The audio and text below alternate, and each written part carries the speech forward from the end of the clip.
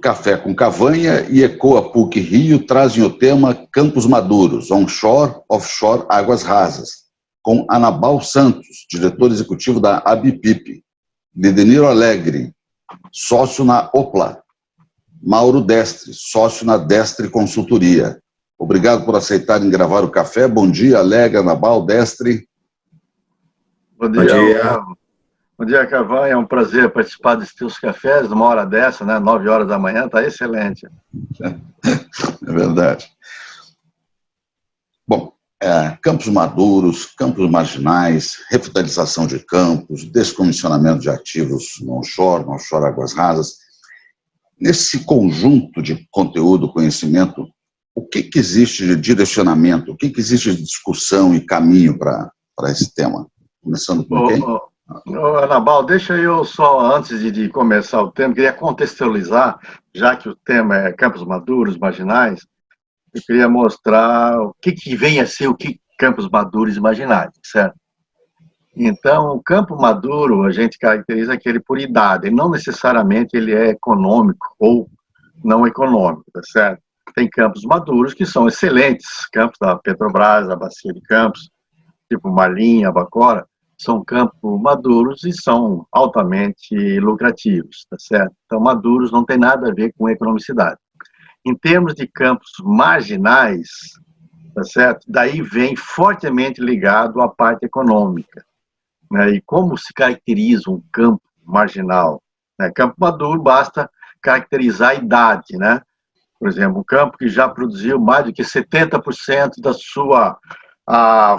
sua reserva recuperável. Então, é um campo maduro, está com 70 anos, se comparar com a idade de uma pessoa. E campos marginais, ele tem obrigatoriamente ligado à economicidade do campo.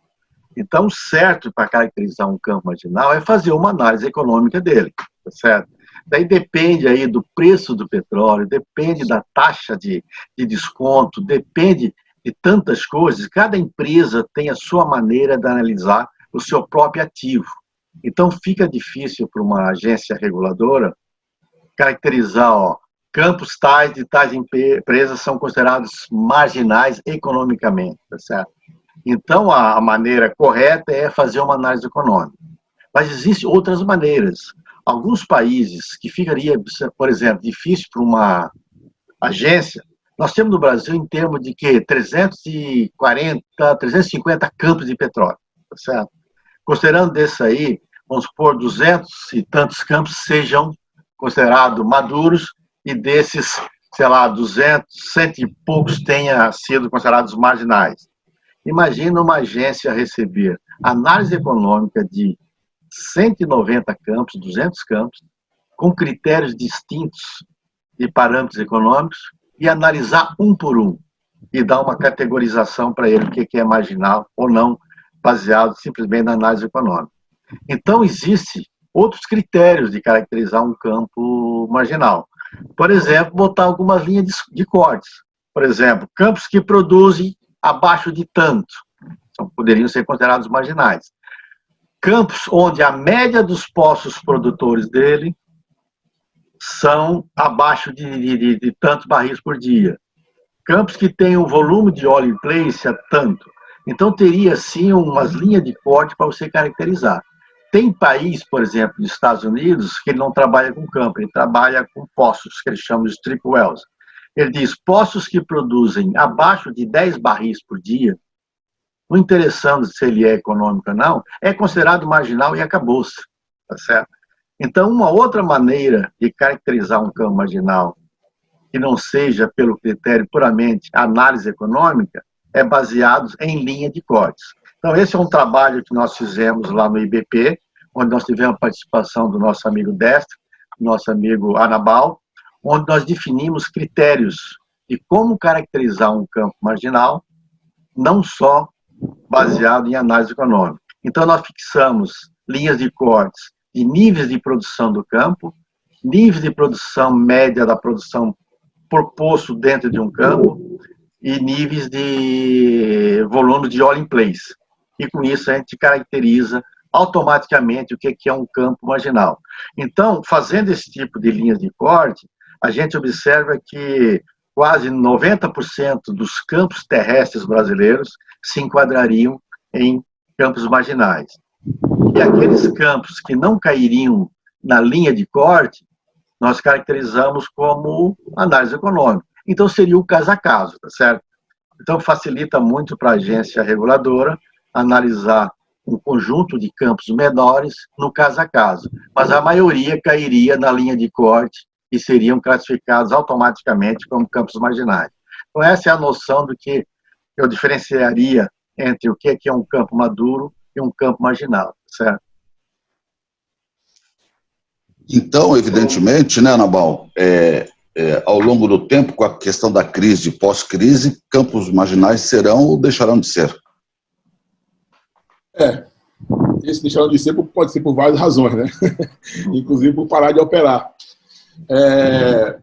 Veja, Liderino é um estudioso do assunto, eu sou mais empírico, né? E veja, nós produzimos, grossos números, 3 milhões de barris por dia. Então, se você perguntar a qualquer pessoa, seja da área ou não, se um campo que produz 1.000 barris é marginal, ele, sem saber essa teoria que o dele colocou e bem colocou, ele vai saber que é marginal. Se for 2.000, ele ainda vai saber. Se for 10.000, aí ele vai parar para pensar, né? Se for muito criterioso, porque 10.000 em relação a 3 milhões continua sendo marginal. Mas, fora essa discussão, eu acho que o que está... Eu estou percebendo que existe uma... Bom, historicamente, aí eu posso falar mais propriamente do onshore, porque a BPIP tem uma vocação mais para o offshore, ainda que recentemente tenha acolhido também o ambiente de água rasa. O que eu posso falar é que, na verdade, o nosso está muito menos ligado a essa questão, né, do marginal e do maduro, mas de um ambiente hostil de negócio para ativos que produzem pouco, né? A gente tem... Isso, basicamente, no Brasil é um consenso, porque nós vemos estudando o assunto, quando eu digo nós, é o país, né, há mais de uma década. As soluções estão propostas, inclusive analisadas pela própria ANP, pelo Ministério da Minas e Energia. Enfim, não falta diagnóstico e terapêutica, né? O que está faltando é algum médico, enfermeiro que tenha disposição, e a palavra não é nem disposição, é que consiga aplicar a medicação, né? Então, a gente pode falar um pouco sobre isso mais adiante, mas o que eu tenho visto recentemente é coisas que eu queria já de antemão discutir com vocês aqui. Sempre eu vejo manifestações mas isso é difícil. Mexer em rocha é difícil. Não é difícil. Eu tenho quase 60 anos e a minha vida produtiva eu não encontrei nada que fosse fácil, né? E difícil mesmo é vender petróleo no Brasil, que é uma das questões que a gente precisa resolver, né? Ninguém imaginou no começo dessa história que o maior obstáculo para ter uma indústria independente no Brasil fosse vender petróleo. Então, e também começa a ter uma certa argumentação do que é estruturante e do que é emergencial. Na nossa pauta, tudo é emergencial, seja estruturante ou não, porque nós viemos carregando as nossas comorbidades aí já há um tempo, e nesse momento, onde tem uma crise aguda, todas as questões que o país deixou de cuidar ao longo de uma década se tornou emergencial. Então, eu dou um exemplo que eu gosto. Se você falasse num órgão público, as pessoas trabalham em home office, há 6 meses atrás, era impossível até alguém conversar com isso no corredor. E, na crise, em 24 horas, talvez uma semana no máximo, todo mundo trabalhou em home office. Então, eu acho que a gente tem que buscar soluções com essa celeridade, né? No grupo aí que a gente, um desses grupos de frequência, já surgiu lá uma frase: senso de urgência urgente. Eu não sei, é uma redundância, por óbvio, né? Mas é esse certo clamor que nós temos para que a gente possa salvar esse elo da cadeia aí, do setor de petróleo e gás. Destre, qual é a sua visão sobre isso? O trabalho que o Liderino conduziu com maestria lá junto ao IBP ele nos chega a dar essas pistas, né? E na verdade, ele abre um grande caminho para essa categorização do que seria maduro e do que passaria a ser marginal. Mas tem um porquê, né? O porquê de todo esse trabalho. Na verdade, o que se quer, o que se entende, é que produzir campos maduros ou marginais nesse país, o Anabal chegou a comentar alguma coisa, é muito penoso para qualquer operadora. E penoso em vários sentidos. Desde o AP, passando pelo MID até o próprio downstream.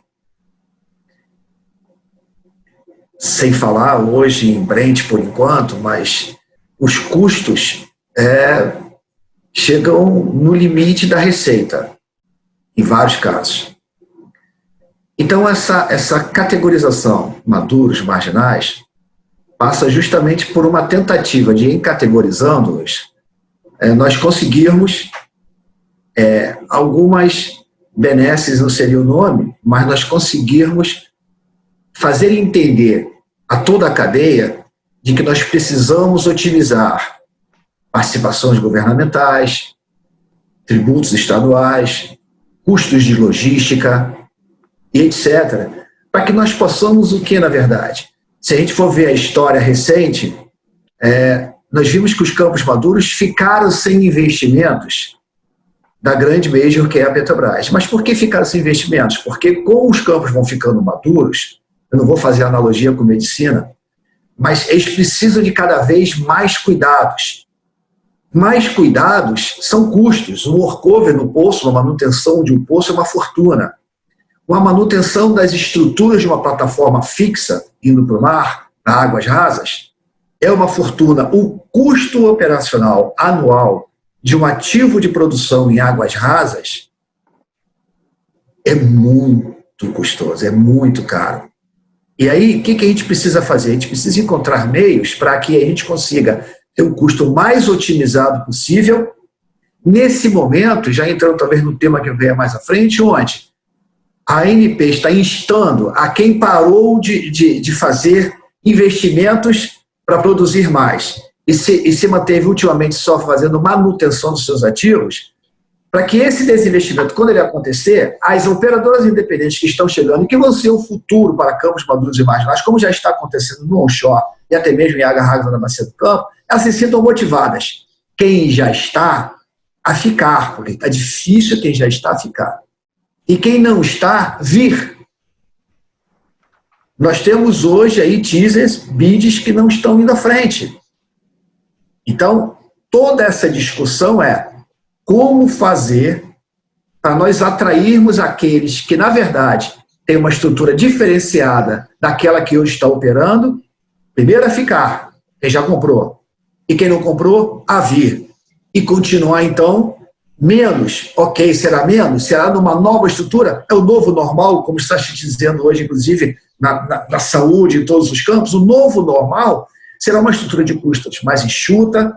Os fornecedores, a gente vai falar isso mais à frente, fornecedores de bens e serviços também vão ter que se adequar, mas de que maneira que o petróleo continue distribuindo riqueza e empregos para o país. Mas, Destre, essa conversa, eu acho que a Anabal também tocou, né, parece às vezes que a gente está jogando o problema para o Estado. Né? O que eu quero dizer? Né? Não, o royalty é alto, não sei o que, a regulação. Né? Então, essa conversa. E outra conversa é, os custos são altos, custo não é parcialmente é um problema de Estado, mas a grande questão, o grande desafio é uma questão de indústria, né? Indústria madura, estável, com previsão de coisas, né? Estrutura. Então, isso é uma. Então, se a gente conseguisse diferenciar, hein, Lindeniro, essa questão de Estado, o papel do Estado, se a regulação está adequada, se ela está veloz, se ela está acompanhando a crise, e, por outro lado, se a nossa estrutura de indústria é atrativa e realmente ela é viável. Eu vejo assim, Cavanha, como o próprio Destre bem colocou, que os custos, à medida que o campo vai ficando mais maduro, mais velho, vão aumentando.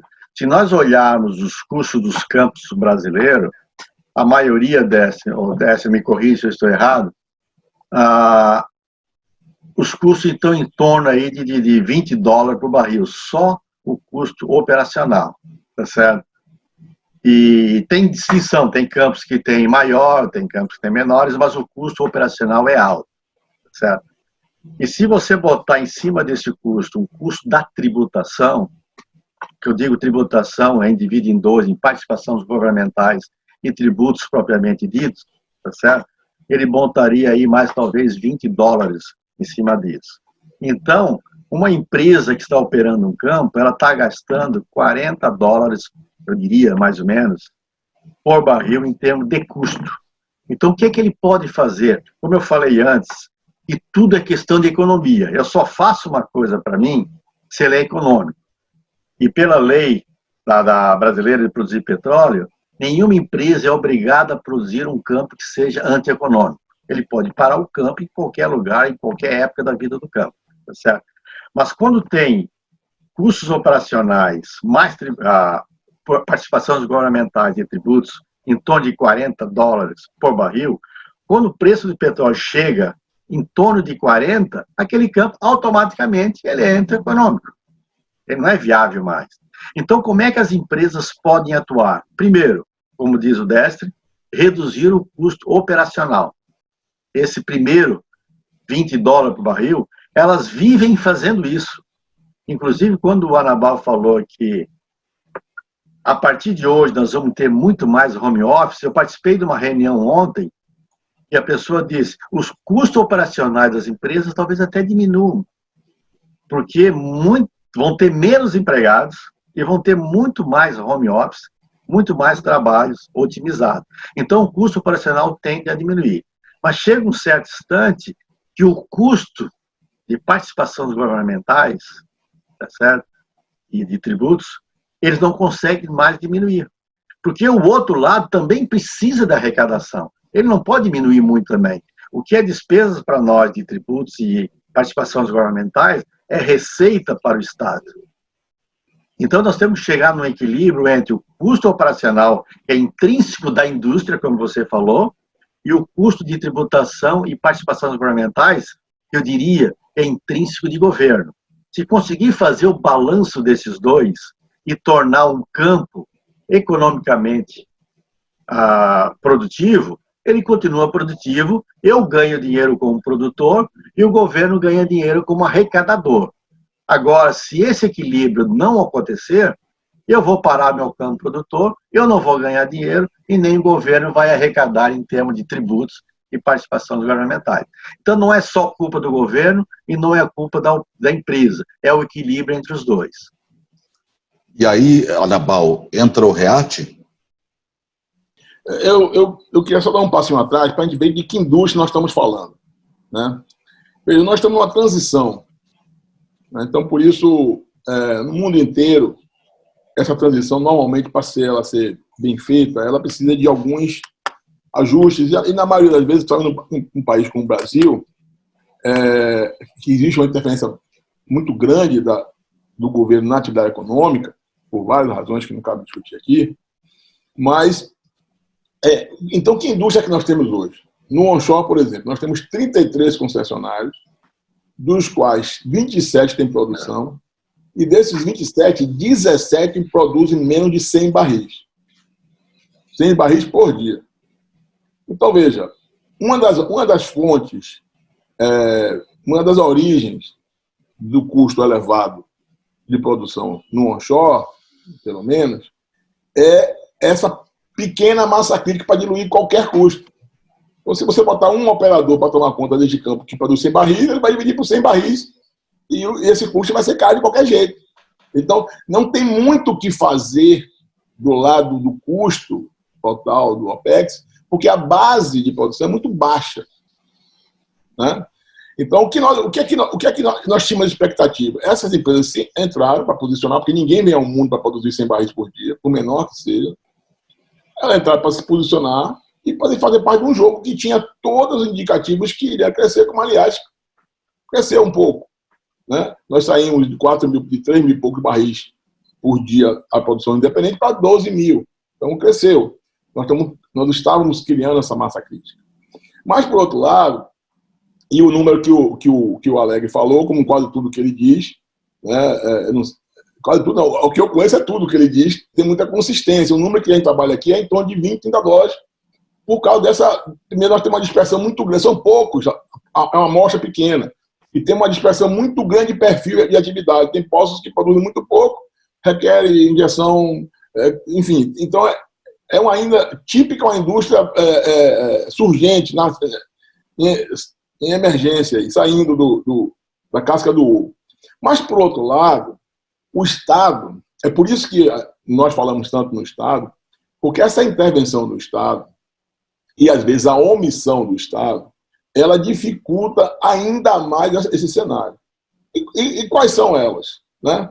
Então, vejam, nós todos estamos preocupados em atrair investimentos, que como qualquer país, como qualquer povo, como qualquer realidade, é importante investimento. Mas como é que nós vamos atrair investimento se não se consegue vender a produção do que você faz? Né? Eu não conheço nenhum empreendedor que vai colocar dinheiro em algo que ele não consegue vender depois de produzido. Ou pelo menos consegue vender em condições muito adversas. Né? E aí tem sempre aquela história, não, mas isso é uma relação de empresa com empresa. Não é verdade. Né? O único comprador do Brasil hoje é uma empresa monopolista. E ela tem obrigações com a história, com o mercado que criou ela. A sociedade permitiu que a Petrobras chegasse no termo. E agora não dá para chegar assim e dizer, olha, eu vou cobrar metade do que você ganha. Não dá. Além disso, nós temos questões regulatórias que são absolutamente... Isso, Cavanha e o Destre, é uma unanimidade no país. Nós temos uma regulação inadequada para o porte da produção, por uma questão muito óbvia. A regulação do Brasil é a mesma para um campo como o campo de Lula, que produz 30, 40 mil barris por dia, para um campo que produz 3 ou 4. Então, é tão óbvio que não precisa ser nenhum especialista para ver que isso está errado. E aí, por exemplo, além disso, o Brasil teve a possibilidade de estabelecer royalties entre 5 e 10. Teve uma fase que o Brasil optou em colocar 10 em tudo. Como se a única contribuição da atividade de petróleo fosse o royalties, que é um equívoco. Ontem eu assisti um webinar desse e o Adir da Bipetro colocou uma coisa muito real, muito clara. Veja, quanto menos você pagar... Aliás, em Macaé teve outdoor do prefeito, que é um dos entes mais beneficiários com a receita de royalties. Menos royalties, mais emprego. Então a lógica não é tão óbvia. Né? Mesmo que você não cobrasse nada de royalties, e royalties de pouco é pouco, né? Você iria transferir isso para emprego. E emprego para consumo. E consumo para tributação. É simples assim. Né? Então, essa é a questão. A gente tem royalties inadequado, uma regulação inadequada, uma comercialização quase que impossível e unilateral. Não quer? Procure outro. Né? E ainda disso, um outro ponto que se discutiu, inclusive, nesse seminário que eu participei ontem, uma legislação ambiental, de saneamento ambiental, absolutamente caótica, imprevisível. Ah, mas é difícil. É difícil, mas a ANEEL faz. Quando você licita uma linha de transmissão, você comprou o direito de fazer a linha e já está licenciado. Por que no petróleo não pode? Né? Então, é por isso, e acho muito oportuno, agradeço a sua pergunta, para dar uma visão de que não é um setor que anda com o pires na mão, ajoelhado, pedindo ao Estado, por favor, me ajude, que eu estou aqui, coitadinho, eu sou uns moleques. Não é nada disso, não. O que a gente precisa é que o Estado corrija os erros que ele mesmo cometeu. Destre, você foi citado, eu queria ver sua visão. Essa questão do Estado, do custo do Estado, da questão, você trabalha em Macaé, quer dizer, o tratamento que se dá ao offshore praticamente se copiou para o onshore. Como seria uma visão mais simplificada do onshore? Então, o que eu estava, a partir da tua provocação e até da provocação da Anabal, a primeira coisa que eu quero deixar claro é o seguinte: é preciso que haja uma relação otimizada da tributação justa para todos os setores da atividade laboral do país. Nós não podemos entender que tem um setor, determinado setor, que de repente, para a mídia, com os seus grandes balanços, mostrem grandes receitas, por isso ele possa ser mais penalizado do ponto de vista tributário que o outro. Isso é poder, isso o legislativo é que tem que pensar nisso. Tem que estudar isso com calma, de forma a otimizar. Porque senão o que ele pode estar entendendo, que por estar tributando mais uma determinada atividade, está trazendo maior benefício para o país, pode acontecer justamente ao contrário, pode ser um grande tiro no pé. E esse tiro no pé pode levar a que operadoras de petróleo independentes, primeiro não venha, ou as que estão, pensem em fechar. O Danilo colocou muito bem essa média de 20, mas há casos de distorções tão grandes em que nós temos casos em que nós chegamos a 60 o custo por barril. São distorções assim muito grandes. Então o que a gente tem que entender é que nós precisamos trabalhar mais isso. E desses 60, só para você ter uma ideia, o Cavanha, 60% dos 60 são participações governamentais. Bom, outro ponto nós temos um prefeito que é médico, falando então da distribuição de renda. Então, há que se entender o que o médico poderia entender tanto de royalties, mas nós, quando fomos a ele, conversamos com ele, ele entendeu perfeitamente que ele não precisa tanto mais de royalties, ele precisa muito mais da manicure trabalhando. E a manicure vai trabalhar à medida em que eu tiver uma cadeia produtiva equilibrada. E a cadeia produtiva equilibrada numa cidade como Macaé, como o Rio de Janeiro, e quiçá grandes partes do país, precisa da produção de petróleo, precisa de empresas operadoras, porque elas são as master. No rastro de uma operadora de petróleo, o Cavanha, há pelo menos uma cadeia, pelo menos de entre 50 e 60 fornecedores de bens e serviços. Pensa nisso. Entre 50 e 60 fornecedores de serviços das mais variadas, desde hotelaria, a manutenção subsídio, das mais complexas, como geofísica, geólogos, sísmica, intervenção em poços. É uma cadeia magnífica. E essa cadeia magnífica, ela não pode morrer por, de repente, uma avidez muito grande de tributação sobre ela. E o nosso prefeito entendeu perfeitamente. E ele fez a campanha, como disse o Anabal, menos royalties, mais empregos. Então, eu acho que é isso que a gente, quando a gente fala a mão do Estado, muito bem colocado para a mão, ninguém está de pires à mão aqui pedindo centavos, não. Mas a grande notícia, eu acho que a boa notícia é que nós estamos vendo, pelo menos nós que estamos trabalhando ali no IBP e participando de vários cursos, de vários GTs junto com a NP, que nós estamos vendo, pelo menos, uma abertura para se conversar. E essa abertura para se conversar já gerou uma nova regulação de descomissionamento escrita a 4 mãos, com a sociedade civil organizada e a agência, já gerou uma regulação que virá aí de garantia para descomissionamento, já virou outros regulamentos como 815, 816 recentemente, que flexibilizam algumas coisas. Então nós estamos conseguindo conversar. Há muito que se avançar. A Major também tem que entender que é a monopolista, como disse a Anabal, que ela não pode trabalhar sozinha, que ela não pode matar as pequenas, porque senão ela mesma não sobrevive. Porque se ninguém entra, se ninguém compra um campo que está em desinvestimento, ela vai ter que descomissionar. E se ela tiver que descomissionar, os custos para isso ela não está preparada para fazer. Então é por aí por enquanto. Mas eu acho, viu, que vai interessante essa discussão, e tudo é questão de economicidade.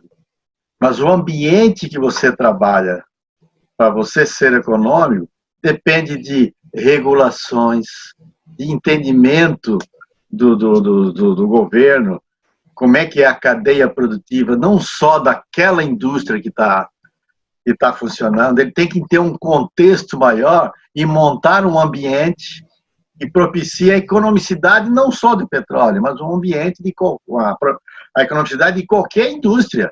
Tá certo? Eu me lembro uma vez que eu trabalhei num projeto e me disseram que Nova York tinha um simulador tributário. Eles diziam o seguinte: qual é a capacidade que o povo, a indústria de Nova York tem para pagar mais ou menos tributo? E ele botava os inputs no simulador e dizia: realmente, esse setor aqui pode contribuir um pouco mais.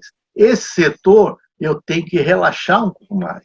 E, com isso, gerenciar a economicidade da indústria, diversas indústrias que estão acontecendo. Né? Então, isso, teoricamente, é muito bonito. Então, alguém busca a economicidade, alguém tem que fornecer um ambiente. Daí vem uma coisa que o Anabal me chama muita atenção, é a celeridade. Quanto tempo vai levar para que eu seja atendido, porque eu posso morrer de fome antes de alguém me dar incentivos para eu comprar alguma coisa. Eu posso fechar a minha empresa, eu posso sair do país e trabalhar em outro país antes que o governo ou alguém me dê esse ambiente apropriado. Então, talvez o Anabal possa falar um pouco, que é a questão da celeridade que a gente precisa. Obrigado aí. E aí, passando por cima aí do moderador, já que botaram a bola na marca do pênalti, eu vou chutar. Veja só, de novo, não precisa ser especialista para a gente fazer uma conclusão aqui que nós podemos fazer. Olha, se nós vamos trabalhar aqui com um custo de $25 médio, desprezando aí, com todo respeito os extremos aí que o Mauro colocou, mas que é verdade. Se custa $25, que é o tal do lift cost, ou seja, é o custo para tirar o petróleo de baixo e botar aqui em cima, só. Né? Se eu vou ter uma série, se eu vou ter um telefone, se eu vou ter uma portaria, se eu vou ter um carro, se eu vou ter comida para... Nada disso é incluído nisso aqui. Né? Então, se eu tenho algum custo de $25, e na realidade atual, tudo bem que é dramática, mas é por isso que eu estou sendo enfático, Riverino, e agradeço a sua referência nisso, é porque a gente precisa de celeridade de implantar um home office no órgão público. Né? Aquele exemplo que eu dei lá. Então, o custo é $25. Realidade de abril.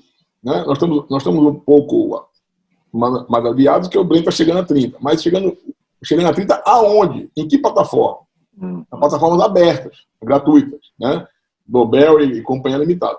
Mas a plataforma, quer dizer, o método que esse instituto, né, que calcula o preço do Brent, que está nos contratos de venda do Brasil para a Petrobras, é a plataforma Platts. Então, para você ter ideia, em abril, o Brent girou em torno de $25. No Platts, foi $18,76. Então, esse produtor que ia ter um custo de 25, só para produzir, ele iria receber, se fosse num país, numa realidade de mercado, $18,76. Aqui no Brasil, ele tem que pagar um desconto. Né? E tem vários operadores que pagam $9, $10 por barril. Então, 18, vamos arredondar aqui, 19, menos 10, o cara fica com 9. Ele vai receber 9 de receita bruta, aqui não tem tributação, não tem nada, e vai gastar 25 só para tirar. Isso vai demorar quanto tempo? Ele vai pagar $16 por barril que retira durante quanto tempo? Quanto tempo ele vai suportar isso? Não estou falando de custo de capex, nada disso. Estou falando do operacional básico. Então, veja, se isso for considerado, e aí a questão da celeridade, o que é que nós estamos perdendo com isso? Né? Se essa cadeia se desmantelar, e claro, não precisa ser evidente, vai ter baixas. E quanto mais tempo demorar essa intervenção, mais baixa estará. A conta é simples. Então, e o que é que nós estamos jogando fora com relação a isso? Na realidade do onshore, hoje nós produzimos em torno de 12 mil barris. E aí eu queria compartilhar com vocês alguns múltiplos que facilitam aquela conta de balcão. Né? Na nossa realidade, isso é dado, não é estimativa. 0,13 se gera de 0,13 empregos por barril produzido. Então, nós estamos falando aí de 12 mil barris, estamos falando de 1.200, 1.300 empregos diretos. Né? Existe uma metodologia do BNDES, portanto, bem oficial, e que o país estuda para fazer uma série o Brasil usa para fazer uma série de estudos, que é o módulo gerador de emprego. Que para o setor petróleo, está dito que para cada um emprego direto, ele gera 9. Eu até acho muito 9, mas quem sou eu para afrontar a metodologia feita pelo BNDES? Então, são 9 empregos indiretos. Então, nós estamos falando aí de 12 mil pessoas, 13 mil pessoas, nesse mundinho de 12 mil barris que eu estou falando. Atividade de petróleo, eu não vou nem entrar no efeito renda, porque o módulo do BNDES diz que são 36 empregos no efeito renda para cada emprego direto. Isso já daria 60 mil empregos com 12 mil barris. Então, trazendo aquilo que o Décio falou, o quanto generosa é essa cadeia de gerar oportunidades para empregos, né? E esta massa crítica dos empregos diretos e indiretos, na atividade de petróleo, ela tem uma renda média muito superior, às vezes 5 vezes a um trabalhador de uma outra atividade, né? Então, nós estamos falando de uma massa salarial de R$1 bilhão, com 12 mil barris de petróleo. Então, R$1 bilhão e como vocês sabem, os campos terrestres estão basicamente no Nordeste, no interior do Nordeste, que tem tudo a ver com a política de interiorização de desenvolvimento de qualquer país com o tamanho do Brasil. Agora, mais dramático ainda é se nós formos fazer uma extrapolação para a meta do MME de 500 mil barris no onshore em 10 anos, que é uma das estimativas do REACT. Um número, se tem divergência no setor, dos especialistas que estudam profundamente, como o Liderino e o Deste, e o Fonseca, é com esses 10 anos, que é muito tempo, né? Ou seja, o setor esperava que esses 500 mil barris fossem atingidos muito mais cedo do que os 10 anos. Por quê? Porque já existem exemplos concretos, e vários exemplos, da possibilidade de quanto esses ativos iriam aumentar a produção a partir da intervenção da empresa independente. A Potiguar, que opera lá o Riacho da Forquilha, em 100 dias aumentou em 27% a produção do Riacho da Forquilha. Eneva, que num projeto onde a própria Petrobras disse, o presidente Castelo Branco disse que jamais a Petrobras faria aquele investimento, está levando desenvolvimento lá para o interior do Maranhão, que nunca imaginou na vida que pudesse ter exploração de gás no porto que tem lá em Amazônia, enfim. Então, para simplificar e não alongar muito a minha conversa, se nós conseguíssemos sair dos 100 mil, que hoje é até menos, hoje é 81, mas se fosse 100 mil atuais, para os 500 mil projetados, são 400 mil barris por dia. Se você aplicar aí a média histórica da última década de preço de câmbio, que é $80 e 12,50 por câmbio, nós estamos falando de 29 bilhões por ano. É por isso que tem que ser célere. Aí, se você olha o arcabouço dos fatos, os marcos regulatórios que tem aí, é tudo de uma década. A ANP, a lei, eu vou citar os números porque eu sei que a sua audiência é muito qualificada, eu vou citar os números para as pessoas depois verificar. A lei 12.351, no seu artigo 65, em 2010, disse que o Estado teria, o Executivo teria que emanar uma política de fomento para aumentar a participação da pequena e média empresa na produção de petróleo no Brasil. 2010. Em 180 dias, estabeleceu um prazo. 2010. O que aconteceu? Em 2010, a ANP fez uma oficina. Fevereiro de 2010. 2 dias, reuniu 51 colaboradores, fez um diagnóstico perfeito. Tudo que nós estamos falando aqui está lá. Fevereiro de 2010. O Ministério das Minas e Energia, em maio de 2011, fez uma nota técnica 026, em 2011, onde também bateu em cima das mesmas questões. 2011. Nós temos um PL no Congresso que mexe com essa questão do royalty, né? Porque hoje, por lei, é de 5 a 10, né? Mas vocês conhecem, mas eu vou repetir aqui, porque talvez alguém não saiba, nos Estados Unidos tem royalty negativo em determinadas situações, onde o Estado paga para o cidadão produzir na Califórnia. É o exemplo mais, assim, que eu me recordo aqui, na época que o Arnold Schwarzenegger era governador, precisava de gás, o Estado pagava para se produzir gás, né? Então, essa lei é de 2016. Né? A Petrobras anunciou em 2 de março de 2016 que iria vender os campos terrestres dela. Então, praticamente nada é menos de 5 anos. Então, não é um clamar por celeridade, não. É clamar por razoabilidade. É clamar por razoabilidade. Nós estamos destruindo riqueza com essa leniência de determinadas decisões que eu concordo. Eu tenho dito isso, eu vou ser cada vez mais assertivo, porque eu quero botar minha cabeça no travesseiro e dormir sabendo que eu fiz o que eu podia ter feito. Né? Correndo até você mal compreendido. Ah, é um chorão, reclama de tudo, aquilo, outro. Mas, gente, são esses números que estão em jogo. Aí, de repente, mas é difícil. Ah, porque isso é estruturante, não é emergencial. Enquanto não ficar discutindo isso, vai morrendo emprego. Gente vai sendo perdendo emprego, né? Vai morrendo renda, as manicures, a pulpadeira, o hotel. Isso vai se desmobilizando. É uma questão de escolha que o pai tem que fazer. Eu já fiz a minha. Ontem, atropelando o mediador, ontem eu estava numa live onde eu fui apresentar a nova resolução sobre descomissionamento para o empresariado local de Macaé.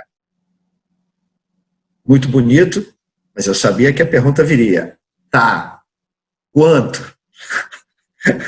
Quanto vai ser usado para descomissionar no país e quanto... Eu brinco muito com um fornecedor que tem aqui, que é meu amigo, Mário Troika, não vou fazer propaganda dele, mas ele tem uma casa que vende Mário Troika parafusos. A pergunta do Mário é, quantos parafusos a mais eu vou vender porque haverá descomissionamento? É só isso que o Mário precisa saber. Agora, vamos ao contrário. Você prestou atenção nos números que o Anabal colocou? Cavanha, a maior empresa desse país, acabou de hibernar 62 unidades operacionais. A maior empresa desse país está parando e deixando de produzir 200 mil barris. Você prestou atenção que o Anabal falou em 12 mil barris, querendo chegar a 500 nos próximos 10 anos? Você prestou atenção que paramos 200 mil barris e 62 plataformas, mas nós não paramos, nós hibernamos. Agora é que veio, sabe, para mim, um grande desastre disso tudo, desculpa a palavra. Parando uma plataforma dessa, você tem que continuar mantendo-a no mar e até em terra. A manutenção dessa plataforma no mar, o custo é em torno de 50% a 60% dela produzindo, Cavanha. Eu vou continuar pagando por isso. Sem produzir. Sem produzir. Em última análise, parte dessa manutenção, ela é uma estatal, vai sair do seu bolso. Em última análise, vai sair do nosso bolso. Então, é preciso, só para fechar, passar por liderança, é preciso entender que a celeridade que o Anabal tanto falou passa, inclusive, por esse desinvestimento. Tá bom, já não me interessa mais, por que 5 anos para desinvestir? O que falta? Porque as renegociações, para quem quer comprar, tem que ser tão hercúleas. A Perenco comprou um campo, quando comprou, produzia 9.800, olha só. Quando recebeu com 2 mil, em 3 meses ela pulou para 4. E quando ia começar a fazer novos investimentos, teve de parar. As possibilidades estão aí. O que está faltando? Deniro? Não, interessante, eu gosto desse tipo de discussão. Eu vou colocar mais alguns números, tá certo? E chama a atenção dessa celeridade que o Anabal reforça bastante. Se olharmos hoje a produção do Brasil, que está em torno aí de óleo, tá certo? De 2 milhões e 970 barris por dia, tá certo? 96% disso vem do 96,7% vem do mar, 3,3% vem de terra, tá certo? Então, todo esse mundo de terra que nós estamos falando é 3,3% da produção nacional. Mas eu acho interessante isso, que dessa produção do mar, hoje, o pré-sal está produzindo em torno de 66%. E por incrível que pareça, senhores, de 118 poços, enquanto que no Brasil nós temos aí em torno de 7 mil poços. Se nós quiséssemos ter uma empresa, uma indústria de petróleo enxuta, nós produziríamos hoje 66% da produção nacional, com 118 poços, e acabaria com todos os empregos do Brasil. E ficaria a empresa mais lucrativa do mundo, tá certo? Mas, em compensação, nós temos aí uma indústria local, regional, que gera emprego, que produz 12 mil barris por dia e gera tantos empregos que tem que ser mantida. Então, alguém tem que ter essa visão. Muito bem, vamos produzir 118 poços, muito óleo, mas não podemos esquecer os outros 34% que gera tanto emprego, tanta riqueza, como diz o meu amigo Deste, que gosta de falar em riquezas perdidas, né? E são riquezas perdidas que a gente está deixando de acordar. E só para complementar essa minha parte, é que esses campos terrestres, ou esses que não são pré-sal, cada dia vão ficar mais velhos. Vai chegar uma hora que nós vamos ter que abandoná-los. Mas se a gente conseguir tirar a riqueza deles antes de abandonar, isso vai manter, eu acho, uma economia, principalmente regional, no onshore, durante muito tempo.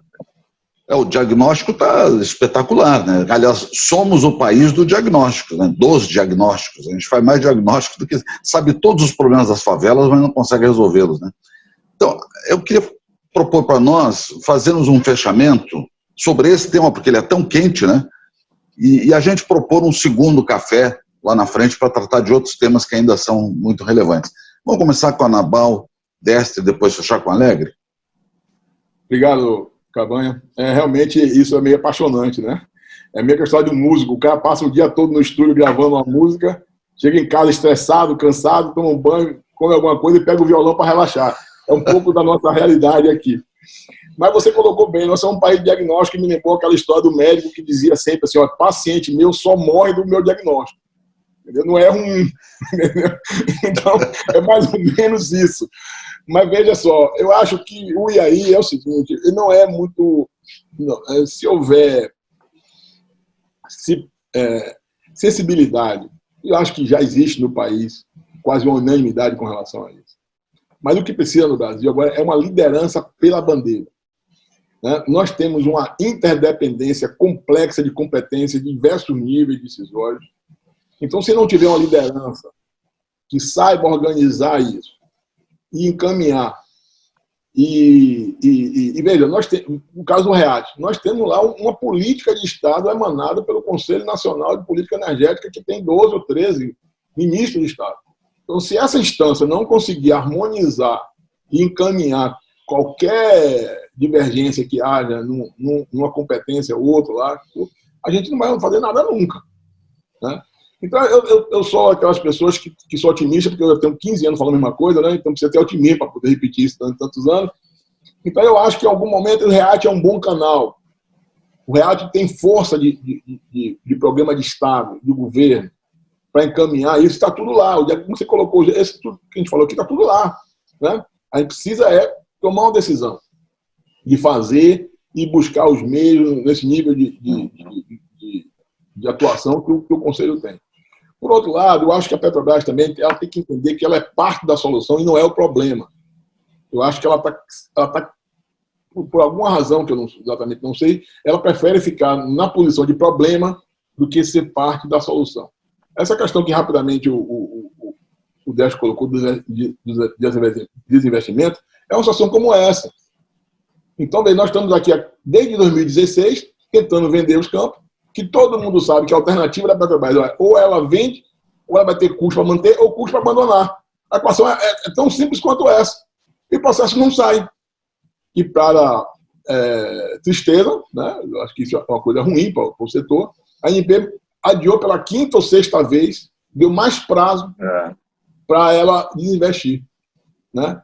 Então, essa situação que eu acho que a gente precisa ter um pouco mais de cuidado, né, para não cair no descrédito. Porque, veja, eu se fosse agente regulado, porque eu não sou vinculado a empresa nenhuma, eu ia pedir isonomia. Olha, tudo que você me demandar, eu vou querer que você me conceda os mesmos prazos que eu vou conceder à Petrobras, porque é uma questão de isonomia regulatória, né?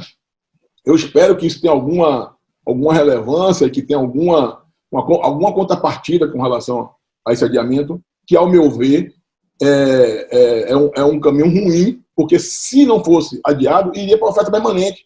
E aí iria botar a máquina para rodar. Então, para ser objetivo, acho que o IAI medidas emergenciais que estão todas lá, já estabelecidas, já sugeridas pela ANP ou pela BPIP, estão sendo estudadas, mas tem que ser célere, né? Ações estruturantes via REAT, que não vai poder ser adiado. Eu acho que vai ser uma grande frustração se o MME não conseguir resultados no REAT, para que, com a força do programa que é um programa do CNPE, a gente possa equacionar num prazo razoável essas questões que estão aí. Mas eu sou otimista e o bordão agora é senso de urgência urgente. Mestre, e o IAI? O IAI, para mim, cara, caiu de maduro, assim. Você não tem noção como, para mim, parece fácil. Olha só que coisa maluca. Explico por quê. Quando eu gerenciei, por exemplo, o Polo Parco, que hoje está no Mundo Aperenco, todos os meus EVTEs para poços novos, ou por uma simples intervenção no poço, não passavam. Estavam negativos, por conta da estrutura, do gigantismo da empresa para a qual eu estava rodando aquele VTE. Aí o VPL, negativo. Chega uma outra empresa, né, em 5 meses e meio operando, dobra a produção. Coloca uma sonda em cima, contrata as sondas, bota em cima, intervém no poço, vem a Potiguar, em 5 meses, olha que coincidência, acho que 5 meses que o Anabol citou também, mas foi mais ou menos isso, aumenta em 7% a produção. Então caiu de madura a solução, Cavanha. A solução tinha até um bordão de um programa de TV que dizia: desapega. Pô, desapega, gente. Vende isso. Por que tanto tempo para vender? O que falta? E aí falta, de repente, a mão firme do Estado.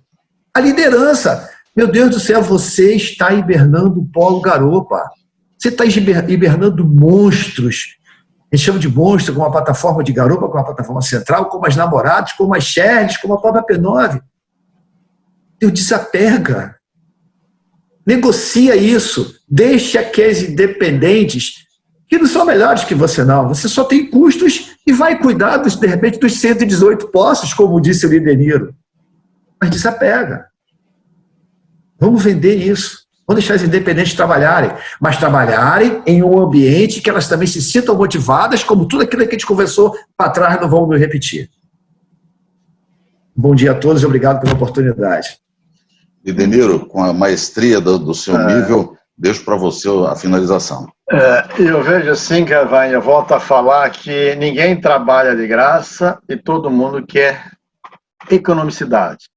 Nenhuma empresa de petróleo fica mendigando royalty ou redução de tributo. Ela nasceu para produzir petróleo de maneira lucrativa dentro do ambiente regulatório e tributário apropriado para que ela desenvolva aquela indústria. Então, isso que nós estamos buscando e que tem que buscar. Eu percebo que ainda não conseguimos, não chegamos lá ainda. As forças estão convergentes. A gente vê que a ANP, o CNPE, o MME via REAT, a indústria está muito ativa nisso. A questão é como chegar ao resultado. Eu não sei se precisa de alguém que tenha uma caneta azul poderosa e possa assinar e dizer o seguinte: vamos criar uma outra regulamentação para isso. A indústria do petróleo está aí à disposição para colaborar e criar essa nova regra. Enquanto isso não sair, nós vamos continuar lutando por uma indústria melhor. Esse é o meu ponto de vista. Regras poucas, fortes, boas, mas muito poucas e fáceis de entender, né? Porque tem também até o próprio problema do entendimento. Quando você vai reparando, vai remendando, vai esticando, é um problema. Agora, o tempo também de fazer coisas novas a partir de agora, tudo isso tem que ser visto, né? Grande desafio, né? Queria agradecer Mauro Destre, Anabal e Alegre pela excelente conversa e vamos, quem sabe, fazer mais um dia. Com certeza, Cavanha. Obrigado pela oportunidade. Obrigado, grande abraço, bom dia a todos.